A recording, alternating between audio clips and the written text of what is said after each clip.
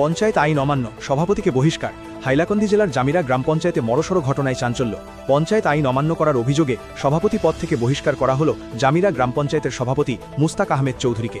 হাইলাকান্দি জেলার জামিরা গ্রাম পঞ্চায়েতের সভাপতি মুস্তাক আহমেদ চৌধুরীর বিরুদ্ধে পঞ্চায়েত আইন অমান্য করার অভিযোগ উঠেছিল। অভিযোগ অনুযায়ী 3 সন্তান থাকা সত্ত্বেও তিনি তা গোপন করে জামিরা গ্রাম পঞ্চায়েতের 1 নম্বর গ্রুপ সদস্য হিসেবে নির্বাচিত হন। পরবর্তীতে সভাপতিও নির্বাচিত হন তিনি। নির্বাচনের পর রানুবাবু দাস এবং আব্দুল কালাম মজুমদার এই বিষয়ে মহামান্য উচ্চতম আদালতে অভিযোগ দায়ের করেন। অভিযোগের ভিত্তিতে আদালত তদন্ত করে মুস্তাক আহমেদ চৌধুরীকে গ্রুপ সদস্য ও সভাপতি পদ থেকে খারিজ করার নির্দেশ দেয়।